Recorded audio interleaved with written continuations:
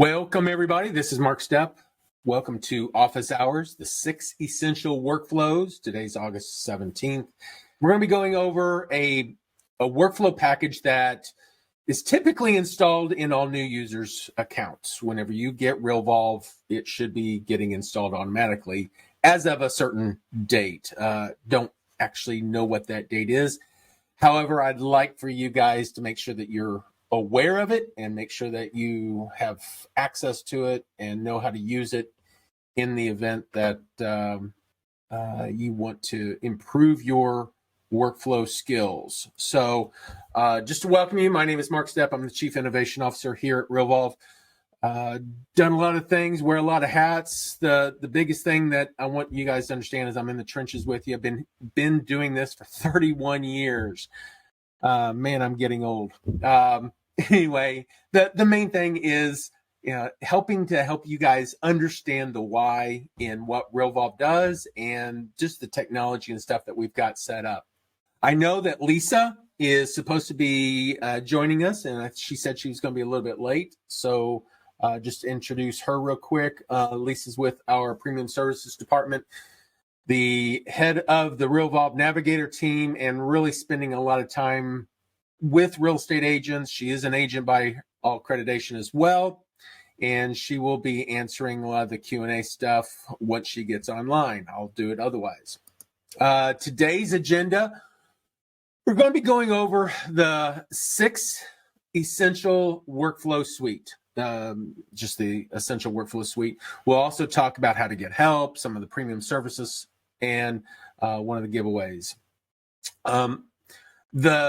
The 6 essentials, one thing that I would like for you guys to do is whenever you get into Realvolve and you go under the workflows section of Realvolve, just do a search for essential. First off, make sure, type in essential, do a search. If nothing shows up, it's not installed, and we definitely want to make sure that it is installed.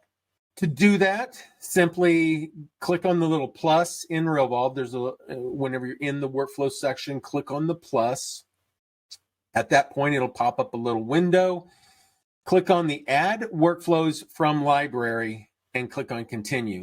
Whenever you click on the workflows from the library, it opens up a separate section, in which case we will see a full list of all the different workflows that are available, the workflow packages that are available within Realvolve. Now, this was something that we created some time ago, and at this date, we've got like 270 some odd workflow packages out there. Just a huge library of information that people have created workflows. They've built them, and we've had another office hours a few months ago on how to put your workflows into the library. Well, one of the library workflows is what we call the Realvolve Essential Workflow Suite. So if it's not already installed, if you have gone in and done a search for Essential and nothing shows up, then it's probably not installed in your account, and we want to install it. So you click on the plus, Add Workflows from Library, click on Continue, and then you go down and scroll through the list. You can do a find or whatever and search for Realvolve Essentials Workflow Suite. Now, there are a few others that are very similar in wording. Make sure that you get that particular package in the list if it's not already installed. Again, don't reinstall it if it's already been installed. Click on the package, and it'll show you some basic information. It'll show you the little image. Make sure that this is the one that you are looking at.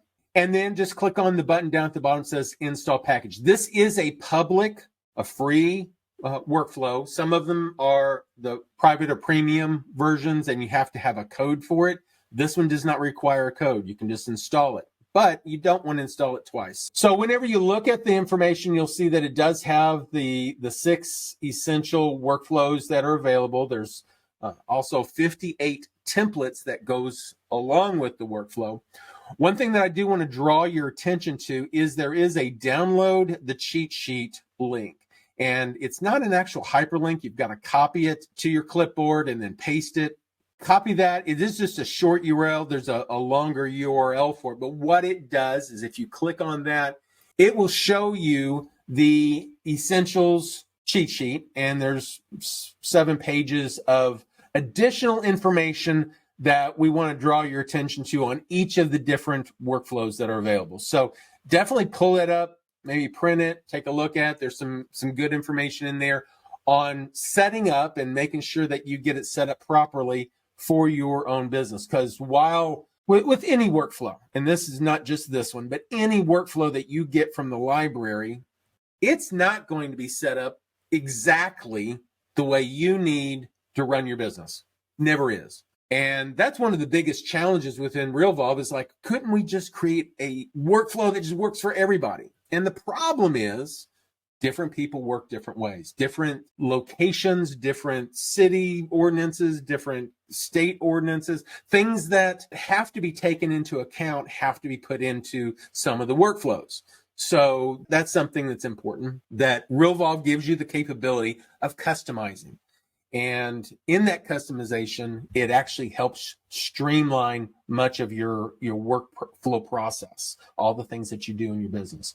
Once you click on the install, and only click on it once, don't go in there and, oh, it didn't install, let me click again. It does take time. Whenever you click the install button, it's a background process. It may take, depending on how busy the server is and all the things that's going on, it could take 5-10 minutes to actually get into your system. And then at that point, what you can do is go back and actually look at and search for the essentials or essential, and it would give you that list. That cheat sheet that we were just talking about, I want to make sure that you guys are aware of some of the things that are built into it. It does have the information for all 6 workflows. There are some links, and I'll show those to you inside each workflow that will bring you to a specific page of this document. But if you want to get the entire document, certainly click on the URL that I've given here. Inside the document itself, it does have the workflow summary, just kind of what is it used for. There is a video walkthrough. It does have a link that shows you an actual some of the step-by-step things to do within that workflow, what it is, how it's built, and some of the things that you may want to pay attention to. So the video walkthrough on each one of those workflows is a great piece to review and look at for your own self. Amongst the other things, it has a description and some important notes. The important notes is one of the things that I want to draw your attention to, because as you're creating and customizing the workflow, since not every workflow can work for everybody, there's certain things that you need to go in there and customize. The important notes will have the information that you need for things for that particular workflow, what all needs to be changed. And definitely take a look at each one. Some of them don't need that much, but definitely take a look at it. And we'll cover some other changes that you need to do. And then there's a section for other resources, the additional resources, links to other videos and information that might help with dealing with that particular workflow. I will make this slide presentation available, so you can also click the URL from the slide if you like. So just understand that that's there. So whenever you get the essential workflows installed, you can just type in, like I said earlier, essential, and it will bring up and show you the list of workflows that have essential in the name. The EAB, EBL, ECN, these are just acronyms for the workflow itself, coded so that we can use it for other things. But if you do a search, you'll find it and you'll be in good shape once you're there. If you see duplicates, you've installed it twice, and it would probably be easier just to delete them all and reinstall from scratch, but hopefully you've not done that. So whenever you do look at the acronyms, the coding on the left-hand side, that also tells us what templates are being used for that particular workflow. So you can use that code, go into the templates area, and type in that code, EAB in this case, and it'll show you all the templates that are part of the Essential Active Buyer Workflow, the EAB. So just know that we've tried to make it simple to find the workflows, but also organize the templates that go with the workflows in a manner that is consistent. So pretty much all of our workflows, if it's been designed by anybody in Realvolve, we do a similar type of thing for all of our different packages. Any questions? One of the things that I do want to remind everybody is that if you have a question, certainly unmute yourself and ask away. This is kind of an open forum, so while I'm talking, if something does not make sense, you've got a question, certainly reach out and don't go oblivious on us. One of the things that I want to make sure that you do, and we've already talked about it in some sense, is go through each one of those. So do your search for EAB, look through them, and actually click on each and every one of them. Click on them so that you can review them. Whenever you go through and review them, look at the wording.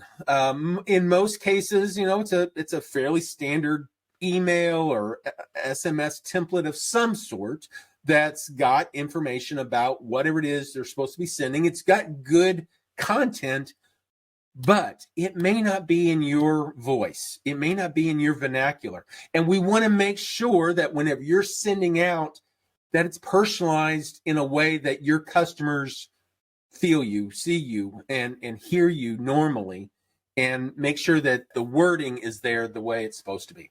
Go through each one of them. Yeah, there's 50 some odd of them. Read through them, make sure that it makes sense. Now, there are merge fields in there. You really don't have to do too much with the merge fields. There was a couple of them, and I'm going to point them out, that need to be changed if they're already installed, and I'm going to re-review some of these myself, because there was a couple of them that I caught just as I was preparing the slides that weren't really the way they should be set up, and I'm going to point those out and make sure that you guys understand that. Also, check the PDF cheat sheet. Make sure that see if it has any kind of information about what additional changes you want to make. Lisa, I see that you've joined us. Thank you for joining on. If you would just check chat occasionally, and if you've got any input with your expertise in real estate, certainly speak out. Will do. Thank you, Mark. So one of the things I wanted to do is part of the essentials. What is the essentials? I wanted to share it as a timeline and see how they're actually used within your business and the whole client process that happens. So starting off with the essentials, there's really two different. There's a buyer lead and a seller lead essential. Each of them, obviously, one of them dealing with buyers, the information that's provided, the questions that are asked, the information that's in each of the templates and stuff all relate to buyer stuff. There's one for sellers.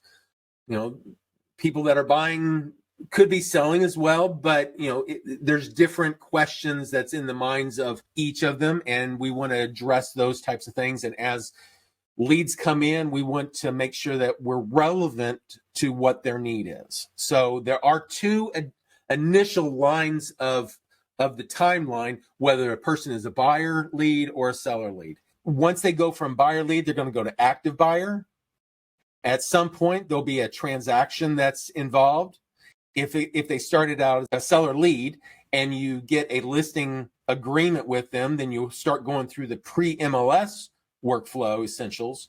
And then at some point, you've got a contract on it and you go through the transaction. So no matter which side you get to, it actually ends up getting to the transaction, the ET essential. Once you go through the transaction, they close. Then at that point, we deal with the past client or contact nurture. So for the next 7 to 10 years, depending on how long they're going to live in that house, they're going to get content and stuff from you so that you can keep on top of mind and stuff. So what I want to do is just kind of break each one of these down, cover each one of them as we go along. So we're going to start with the buyer lead. We're going to start with that top line and then go with the bottom line and go on through.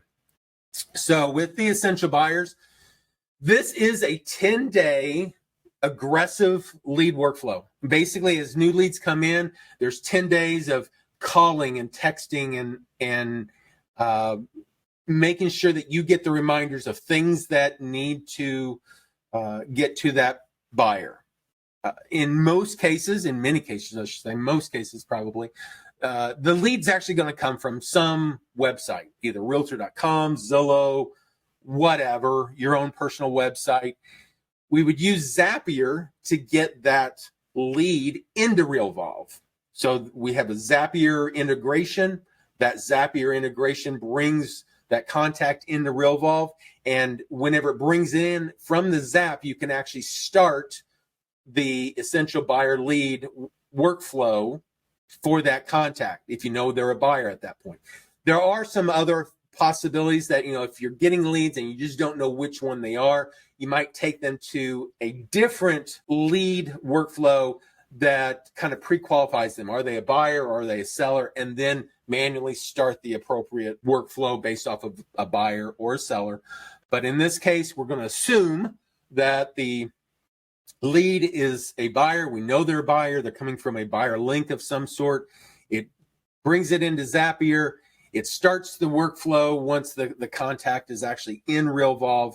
And at that point, it starts the process of sending some alerts, sending the welcome text to the lead, and then the 10 days of actual calling, texting, and emailing. So what I want to do is I want to take a quick look at this one, essential buyer lead. If we just take a quick look, and I'll just describe it on this one, the other ones will be very similar.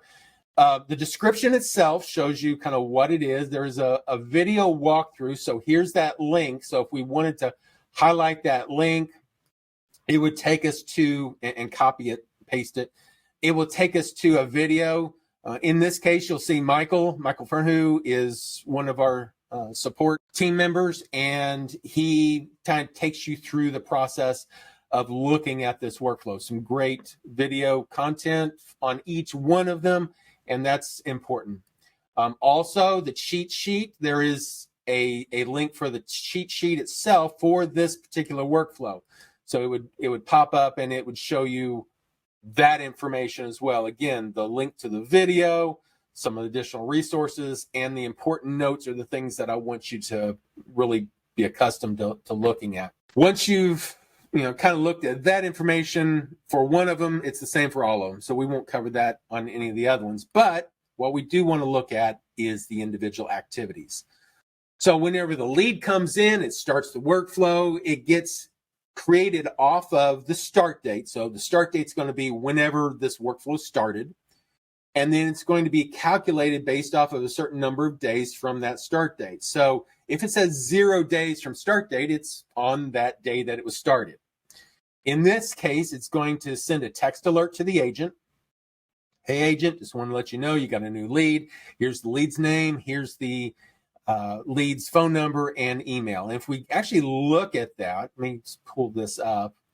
You'll see some of the basic information and stuff. It is going to the record owner. So this workflow will be assigned to the record owner of the lead that came in. So if you've got multiple team members, if the contact is part of Mary Smith's database, it came in, then Mary Smith will be assigned to these activities. If the lead came in from John Doe's website, then it would do everything for John Doe. So just make sure you understand that. And then in this case, we're sending out a text alert to the contact assigned to the Realvolve user. Just a way of picking which person does this text message actually go to. It goes to the contact, the contact record of the Realvolve user. The user that's logged in, there'll be a contact record, and we're going to send them. In this case, if we pull this up and let me just click on the little preview, it will display what this thing looks like. So it's a simple text message that goes to the lead, new contact, and then first name and last name of the person at the workflow. It says workflow contact. Who is this workflow started on? So it's workflow contact first name, workflow contact last name. Who's this workflow started on? their first name, last name, come in into Realvolve. Please reach out. Here's their mobile number. Here's their email. So pretty much all the different alerts and stuff like that are going to be very similar to this, where it's just notifying you that the lead came in and you need to reach out. So that type of thing is out there. It also sends an email. No, this is a call. Sorry. This is a call saying, hey, you need to call the lead. Just a reminder, make sure you call them. At the same time, it also sends an intro text, which is a text message to that lead saying, hey, welcome. Saw that you were looking at a certain property and want to make sure that we connect and stuff. So if I come in here and look at that one, same type of thing. Hi, contact greeting. Who am I sending this message to? In this case, it's the lead. Some more information about to share about the property that you liked. Are there any homes that we can look at for you? And so just a quick greeting, could be very personalized if you wanted to, based off of other things that you want to put in there, but definitely information that they need just to make sure that they came in and you're going to try to connect. So that's in there. Yes. Question, or if you wouldn't mind just sharing the difference of the immediate versus the automatic, especially for those immediate intros. Yes, that's a great point. Thank you for saying that. So there are some of these like emails and stuff down here that can go out automatically, but there's a setting in Realvolve that says send it immediately. And so like the alert, if I click on the alert and I click on the action itself, you'll see that it's set for send immediately. Now, there are two things that are very similar in wording. One is send immediately, one is send automatically. What's the difference is the question. So send immediately basically says, as soon as this activity is put into Realvolve, you started the workflow, just as soon as it started, no matter what this up here says, send it.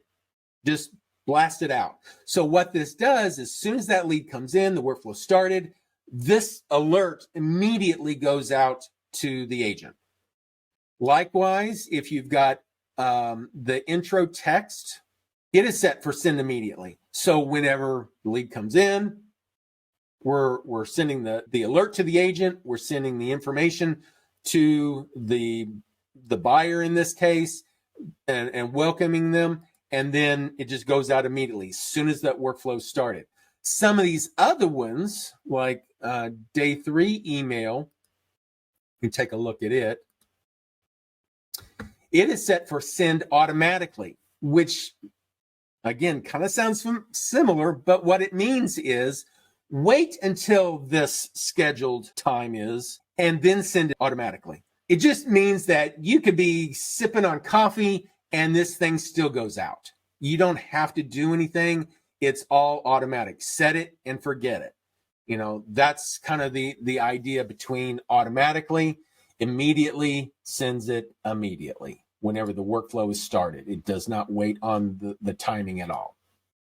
Then the rest of these are just a series of day 1, day 2, day 3, basically items that you need to do, whether it's a call, a text, or whatever. Now, the goal is to get hold of the person, and it goes all the way to day 10, and then it says, hey, we need to evaluate this lead. Are they legitimate? Are they responding to us?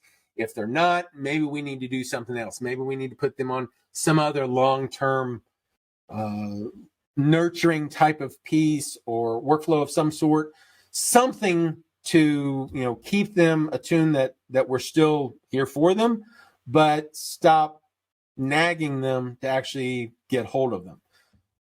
Now, statistics are showing that if you look back 5-6 years ago, typically you could get hold of somebody within that 5-6 day range. Honestly, if you look at some of the statistics now, it's showing it's closer to 19 days. Isn't that crazy? People don't necessarily want to be bugged. They don't want to call on at times unless they have a particular need. And sometimes it takes longer to get hold of somebody. They're unsure of, do they really need to get hold? but you need to be constantly contacting. Don't be afraid to contact them because you can help them.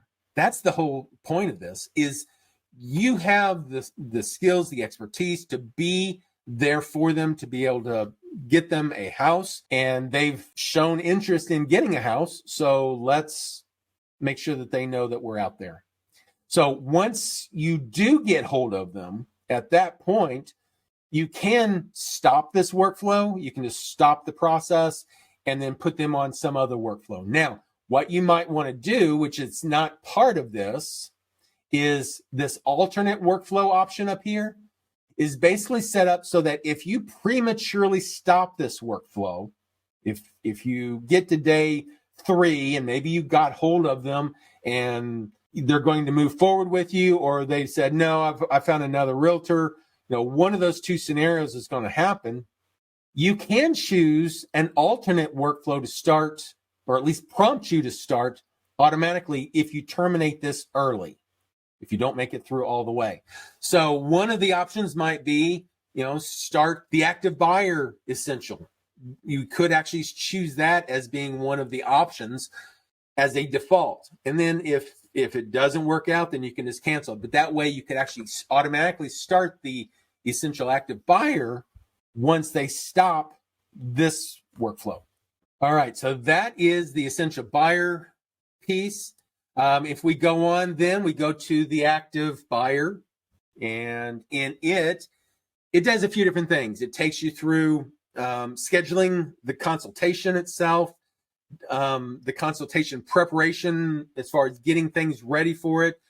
If there were any kind of referrals, it will remind you to do some sending out of the thank yous, getting information on the lending or cash and financial scenarios that are out there. An action, and I'll show you where this is at, that lets you choose, hey, do you know if they are needing to borrow? Do they have cash? Or what other options are out there?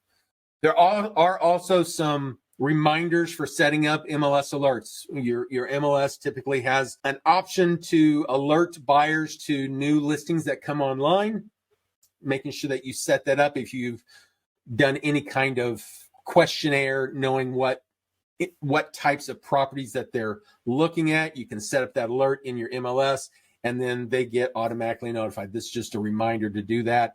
And then there's some proactive follow-up for up to 6 months of additional stuff. So let's take a quick look at it. Active buyer, and all the same stuff at the top, different links to videos and the documents and stuff. So in this case, same type of thing. These are most of the first things here are all based off of the start date. So we've got a few things that are just based off the start date.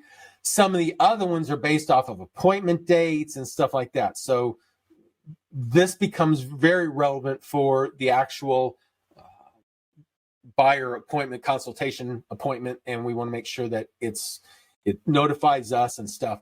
But the first thing is, call to schedule. And if you look here, we've got an action, we've got some checklist items.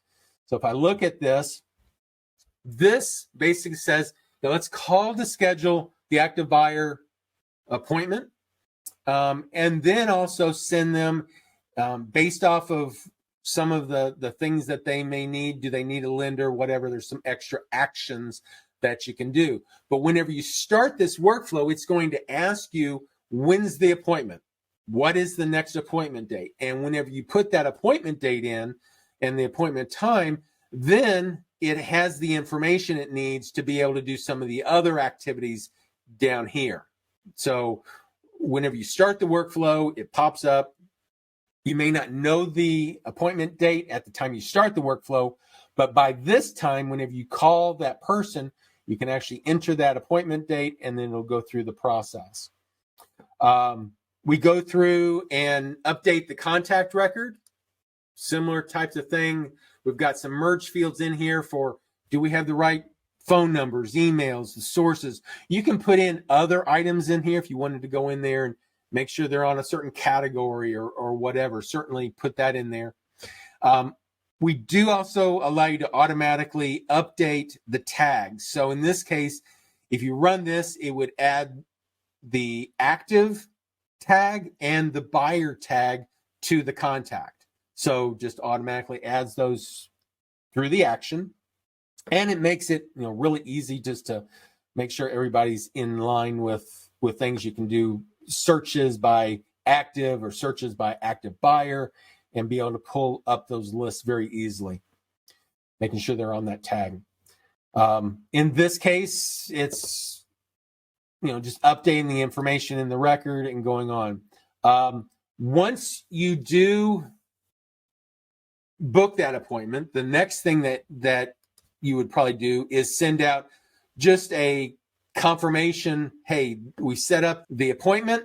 Here's the information on getting to wherever it is and the appointment date and time. So we put in the appointment date and time in here, just again as a double check to make sure that it has values before you actually send the email, because you don't want to send an email that doesn't have any date or time in there. So it does make sure that you have that value in there. Once you've got those, send the email out and you're good to go.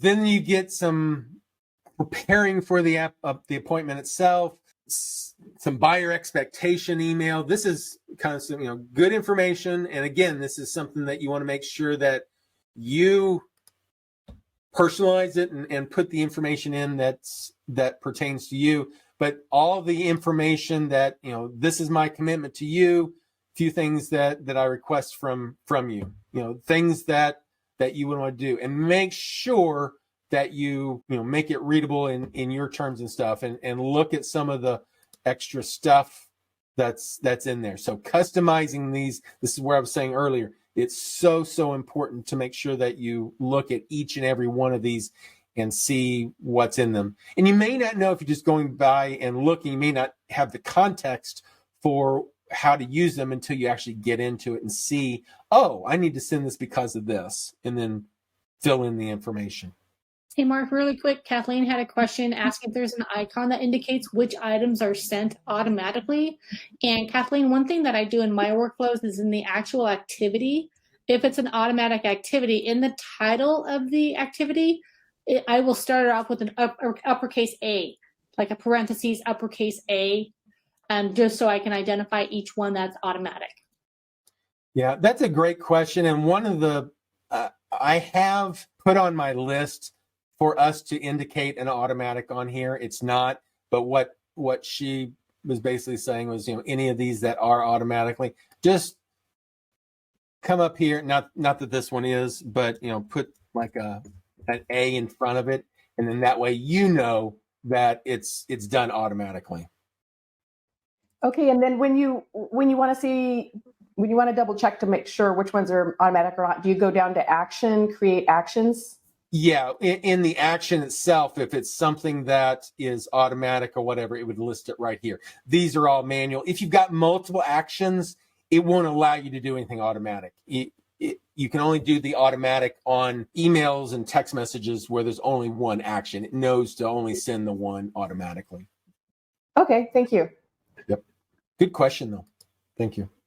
Buyer expectations, we went through the alert to the referral lender. Now, this one is the one, and I didn't change it in the master yet, but I did see this whenever I was looking at this. So this activity is assigned to the buyer agent, the agent that's doing this. It is set to prompt for the contact when created. So you would actually send this message, this alert, to the lender, okay? To the lender. But it's going to have information about the person that you started the workflow on, right? So if we look at this one, and this is the one that I want to draw your attention to. So this EAB alert to referral lender, if you already have this installed, we have it set up, which is incorrect, that it says, I just sent an email to, it says in the old version, it says contact greeting, contact last name, which basically the greeting would be John and Mary Smith would be the last name. So the greeting is John and Mary. What's wrong is you need to have the word workflow in here, because you're sending this to the lender, but the content is about who the workflow was started on. So it's the workflow contact. We want to make sure John and Mary Smith shows up in this and not Joe Linder. Okay. Just wanted to make a note of that if that's in there. Otherwise, you're going to be sending a message to Joe Linder saying, hey, I just sent an email to Joe Linder suggesting that they call you. And it won't make sense, right? So definitely make that change if you've already got this document. I'm going to have our master document changed soon, so we'll get that taken care of. So send the personalized MLS alerts. This is just where if you have done some kind of questionnaire, did they receive the questionnaire, fill out the alert, make sure that they send the information that the alert's there, and from that point forward, they're going to get alerts from the MLS. Then there's basically a 6-month evaluation of the buyer so that hey, we want to continue on looking. We haven't found anything or whatever.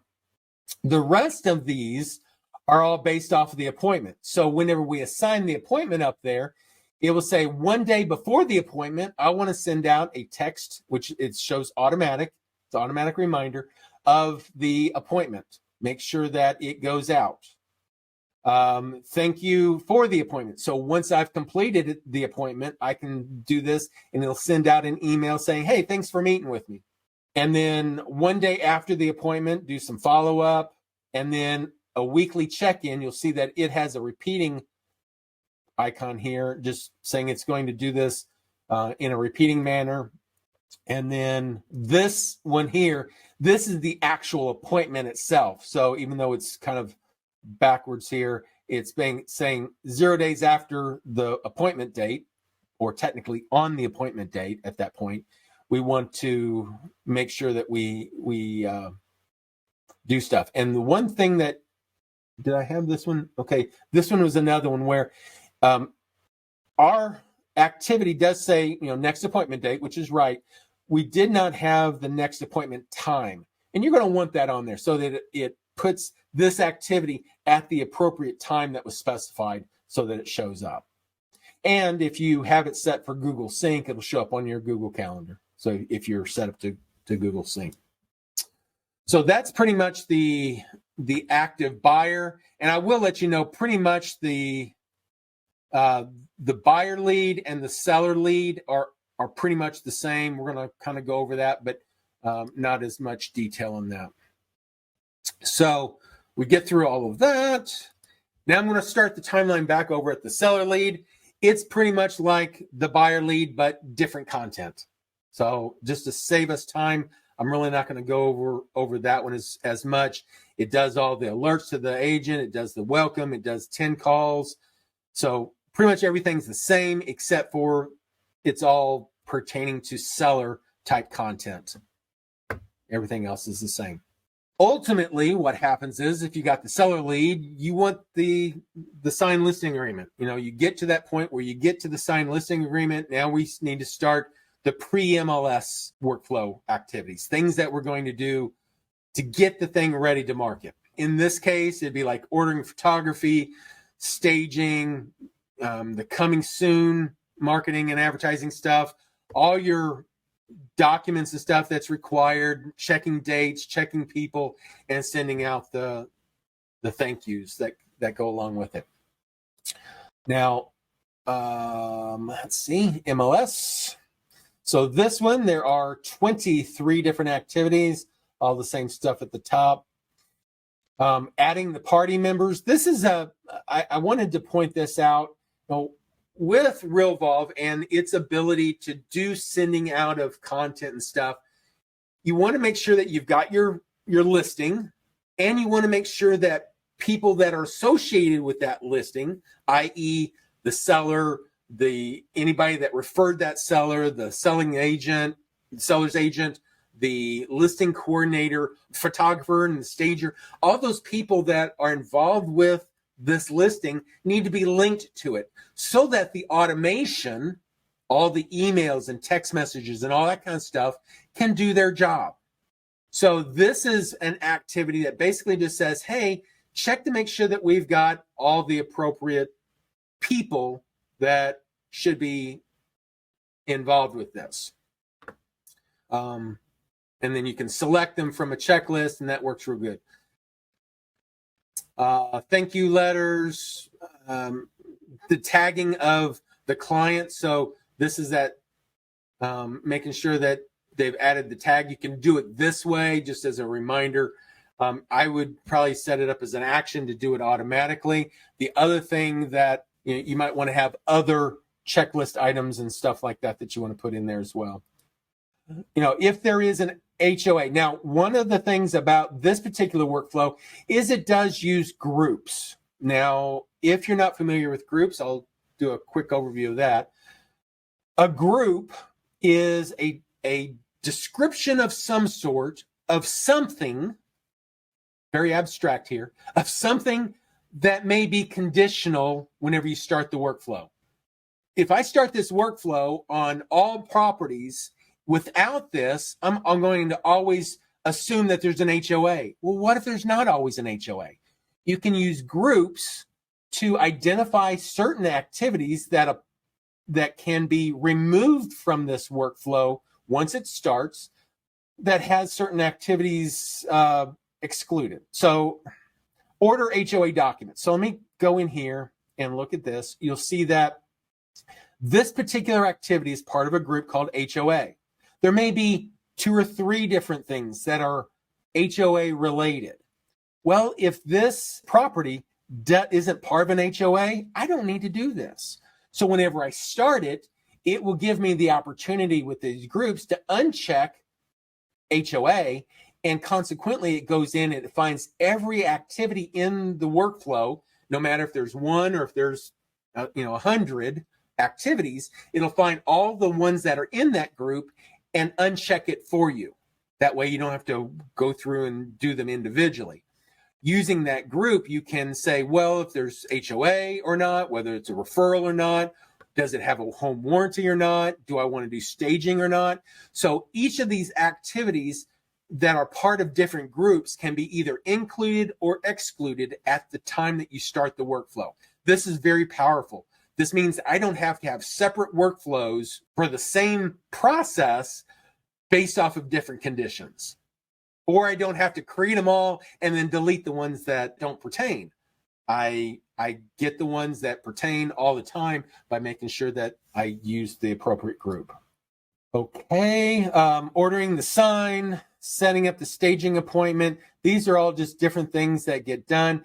There is a section in here for the photography date, some reminders to the photography, same type of thing for staging. Then there'll be some emails that go out based off of 1 week before the date in MLS. You've set a date that you want to put it in MLS, and 1 week before, a few days before, and then 1 day before, just some additional reminders of things to do to get that prepared. So now it's in MLS, you're doing the marketing, and now there's probably a whole nother thing, a whole bunch of other things that you would want to do that are essential to you, but we did not necessarily include it in the essentials because everybody does the listing very differently. So you can kind of set those up or add them to the MLS piece and go from there. Ultimately, we get to that point where we've got the transaction. Yay! Okay, we want to make sure that we do certain things as part of the transaction. This handles everything from signed contract all the way to closing day and all the things that have to get done. So ET, come over here to ET. And in this case, there's 37 things that are in this activity. Again, we do have some grouped items. So whether you're going to do a home inspection, if it's got a seller's representation or buyer's representation. So because we're on possibly 2 different timelines, am I representing the buyer or am I representing the seller? What this does is it says, okay, if I'm representing the buyer, I need to check this one and uncheck this. So it gets rid of the things that pertain to the seller side.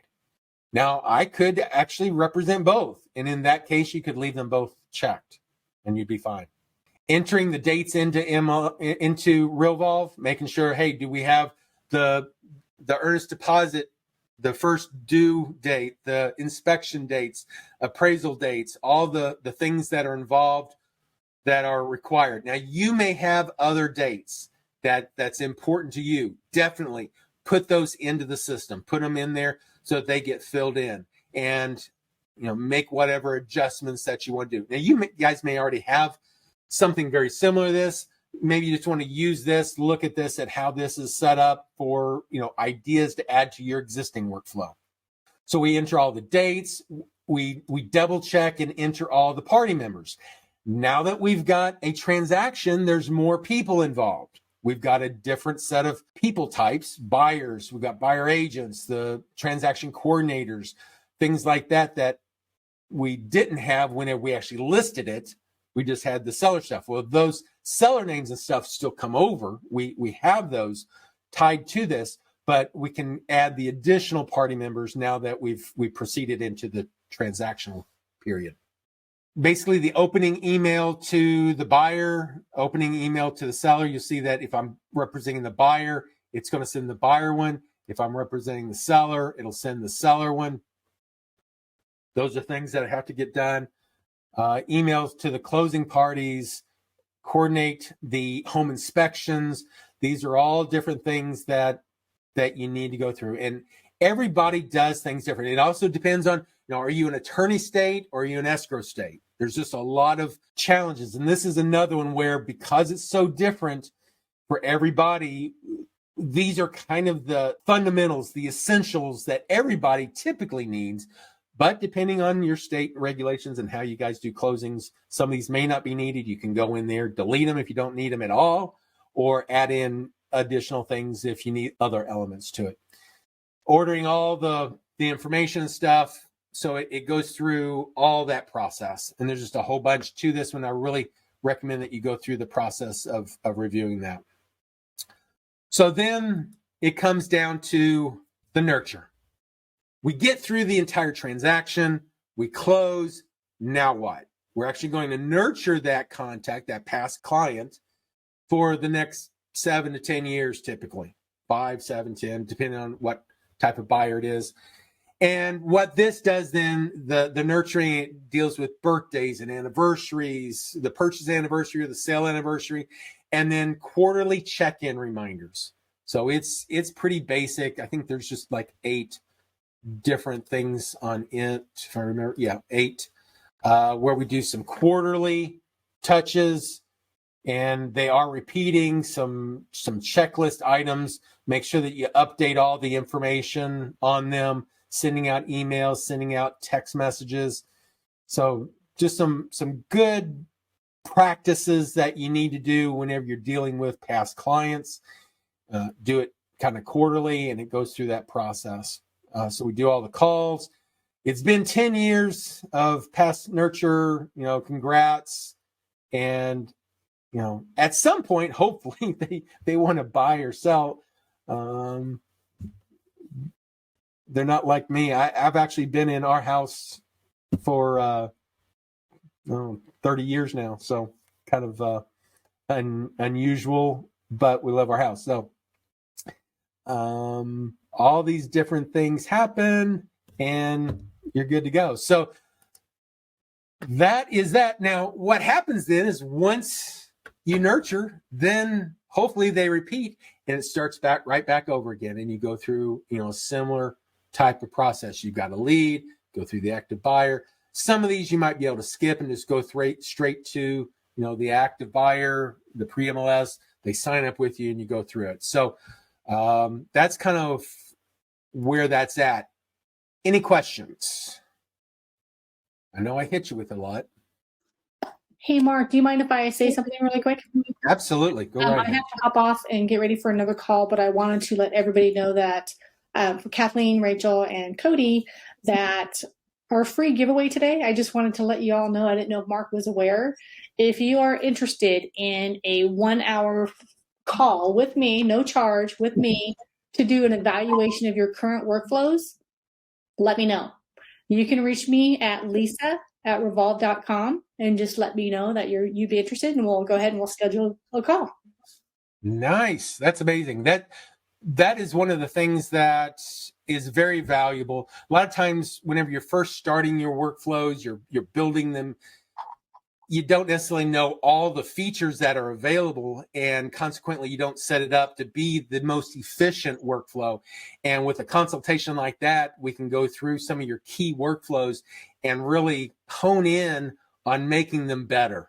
And that is an amazing one. So yeah, absolutely. So again, don't forget, email me directly, lisa@revolve.com, and that's for only the attendees only. So you guys are lucky that you showed up. I'm really happy that you did. But again, lisa@revolve.com. Let me know if you'd be interested. And it was great being on call, and I've got to run. All right. Thank you, Lisa. Everyone. All right. Just a few announcements, making sure that everybody knows the mobile app did get released on the 15th. Make sure that if you are using the mobile app, take a look at that. One other announcement is this Friday, at the appropriate times listed here, 11:30 my time, Central Time, we are having the Realvolve Workflow Strategy Roundtable. It's really the strategists, all the navigator team that works with Lisa will be on a roundtable. And a roundtable just gives you the ability to ask questions about whatever. So definitely attend that. We had one last month and it was great. So definitely attend that and go ask whatever questions you may have to the strategists. They're there to help you. For additional help, any kind of help that you may need, definitely we've got several different things: the search and help, the how do I, the chats, the support ticket. Make sure everybody is aware of that. We are doing our 33% off still. It's of the semi-annual nav, and just make sure that you guys are aware of that. If you're interested in that, go to sales@realvolve.com. And lastly, if you have not gone to our YouTube channel, go to youtube.com/C/Realvolve training. We've got all the past office hours, lots of other training that's available there. Subscribe, like, hit the little reminder bell, and be part of that community. We would love to have you. So, guys, thank you so much for attending. If you need any of us, certainly reach out, support@realvolve.com. My email, mark@realvolve.com. And again, lisa@realvolve.com for those that want to take her up on the strategy session. All right, guys, have a great day. We're right at the time, so hope you enjoyed it, and we'll see you next week.